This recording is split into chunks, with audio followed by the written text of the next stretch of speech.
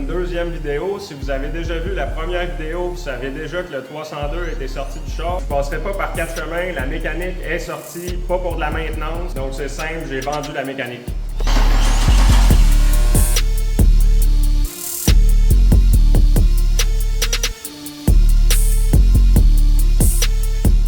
Yes, donc le 302 avec la transmission T5 qu'on peut considérer comme étant mécanique stock-ish dans le sens où ça vient d'origine dans une Mustang. Celle-là ne venait pas V8 d'origine. Il y avait un 6 cylindres en ligne, 3.3 litres automatique. Fait que ce char-là a eu au moins 2 vies dans le sens où il a eu sa vie de pépère en sortant du dealer.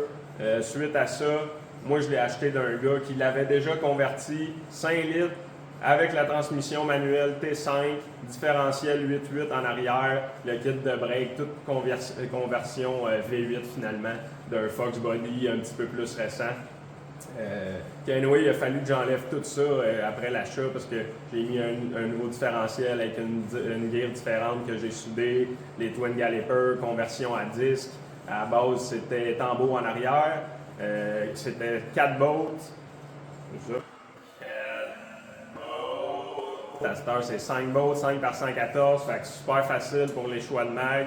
En plus, j'ai toutes les mêmes mags, toutes des mags de Mustang, SVT, 99, quelque chose comme ça. J'en ai une vingtaine. Donc, tout 17 pouces, square setup sur le char.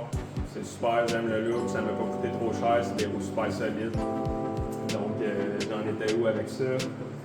Le 302 qui est mécanique stock Mustang, lui il avait quand même une couple de modifications là-dedans, il y avait un cam, les têtes étaient portées, le moteur avait été remonté avec des nouveaux bearings, monté lousse un peu, fait que je pouvais rouler de la 20-50 sans que ça chauffe trop.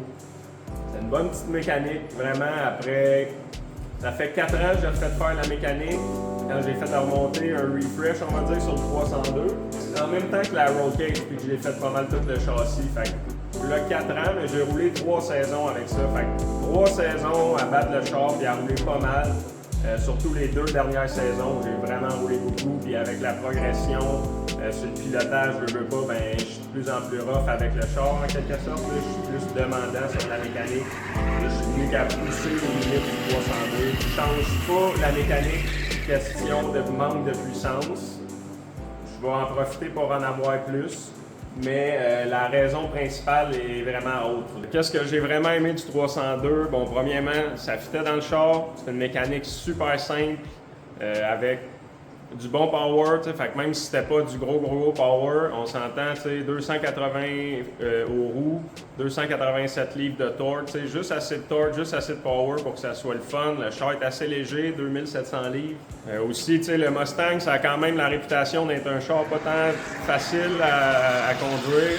Peut-être pas le meilleur char pour apprendre à conduire, c'est mon cas, c'est le seul char que j'ai eu pour drifter, donc j'ai appris à partir de ce char-là à 100%. Mais avec la mécanique 302 qui donne justement du torque, je pense que ça l'a quand même aidé à conduire le char, à avoir un petit peu plus de marge de manœuvre là, quand on fait des erreurs. Donc en gros, ça m'a permis de faire beaucoup de seat time pour pas tant cher, quelque chose de fiable. En 4 saisons au complet, mais 3 saisons après le refresh, j'ai aucun bris mécanique. En vrai, 2 fois j'ai eu un rocker dans les têtes qui a cassé. La première fois, ben, je m'en attendais pas, fait que j'ai arrêté de rouler. Ça a été vraiment poche parce que c'était en début d'un événement. Deuxième fois, je m'y étais préparé, fait que j'avais un rocker qui trempait dans l'huile, un rocker arm dans mon coffre à outils. Donc j'étais prête quand c'est arrivé. 15 minutes après, la pièce était changée, puis je retournais sa track. Fait que ça, c'est les 2 seuls bris en dehors de la transmission. Fait que la transmission, j'en ai passé 2 en 4 saisons. Donc 3. Donc, ça, c'est un peu moins hot, je trouve. Les transmissions coûtent quand même cher. Une T5, moi, ça me coûtait environ 1500 l'échanger contre une rebuild. Donc, 1500$ à chaque fois quand tu sais que tu vas en casser un autre. Puis là, on fait une moyenne, c'est presque une transmission par saison. Heureusement, la première, je ne l'ai pas payée dans le sens où elle venait avec le char. Puis au prix que j'ai payé le char à la base, je peux dire que je ne l'ai pas payé. Fait que j'en ai quand même payé 2. On parle 2 fois 1500, ça fait 3000$ de transmission. Je me dis, Si j'en brise 2 autres, c'est un autre 3000$ de transmission, j'étais à 6000$. À 6000$, tu peux avoir une bonne transmission qui casse plus. Ça coûte cher une fois, tu mets ça là, puis tu n'as plus à penser à ça. T'sais. Là, en ce moment, c'était comme la fuse du char parce que j'avais un bon kit de clutch, un drive shaft solide qui était fresh rebuild, le diff en arrière, un 8.8, c'est super résistant. Donc, la fuse sur le setup, c'était vraiment la T5. Que tu sais, à chaque jour de drift, c'était un risque à brise. Là. Une des choses qui a dû ne pas aider aussi, je suis guiré 4-10. Ça fait que, exemple, à Icar, je suis toujours en 3. Presque tous les circuits, tu sais, je roule en 3. Les gros circuits, je pourrais piner la 4, mais ça ne doit pas aider. La 3 est quand même comme plus faible sur la T5, fait que c'est encore pire. Si j'avais eu une gear, peut-être une 355, pour pouvoir rouler en 2e vitesse, il y a des chances qu'elle aurait toffé plus longtemps. Peut-être que je n'aurais brisé juste une au lieu de 3. Donc, en gros, ce moteur-là m'a vraiment permis de vivre mes premiers moments en drift. Donc, c'est sûr que c'est une mécanique que je vais me souvenir, mais il est temps de passer à autre chose. Ce qui me fait le plus envie de changer de mécanique, au final, c'est la transmission. T'sais, autrement dit, je trouve que le 302 n'a pas assez de potentiel pour mettre une transmission à 6000$ dessus, pour que ça t'offre et que j'aille plus à m'en faire avec ça. Le moteur a ses limites. Déjà, je commençais à trouver qu'à certains moments, il manquait un petit peu de power.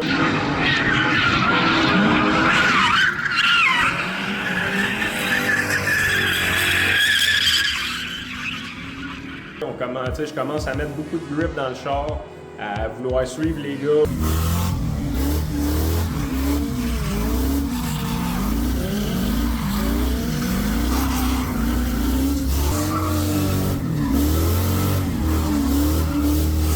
Je commence à rider le char plus hard, je veux pas, fait que je mets plus de grip. C'est de plus en plus dur sa transmission.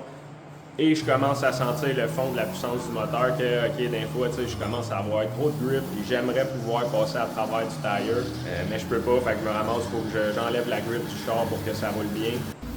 Un petit peu plus de power, ça serait pas de refus à certains moments. Donc, au final,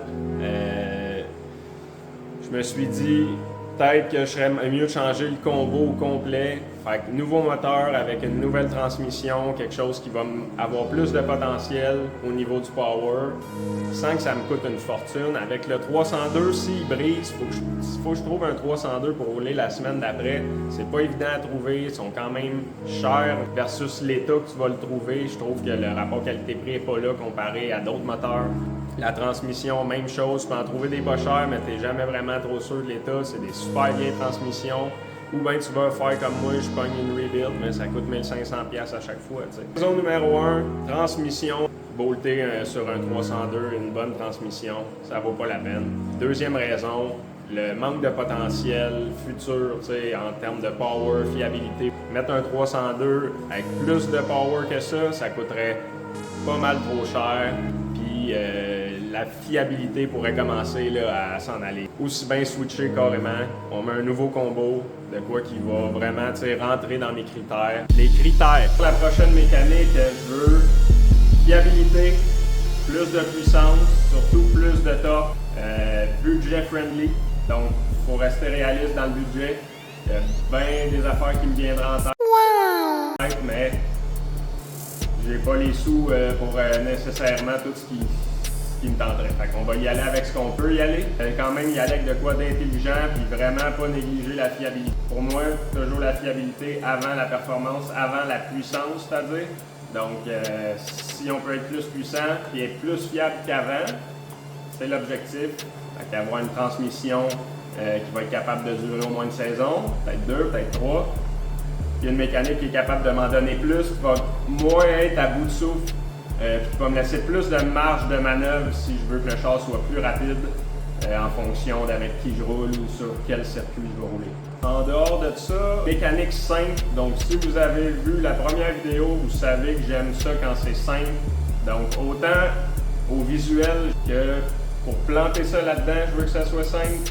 Pour la maintenance, que ça soit à track ou ici, avec un bon support aftermarket, ça veut dire qu'il y a des bonnes pièces disponibles pour ce moteur-là, autant pour faire les simples maintenances que pour si je veux faire des upgrades. Donc, être réaliste là, au final. Si ça t'intéresse de savoir ce qui s'en va là-dedans, reste à l'affût pour la 3e vidéo. C'est tout pour aujourd'hui. Donc, si t'as aimé la vidéo, fais un like. Si t'as pas aimé la vidéo, écris-le en commentaire. Puis, si tu veux m'encourager, partage.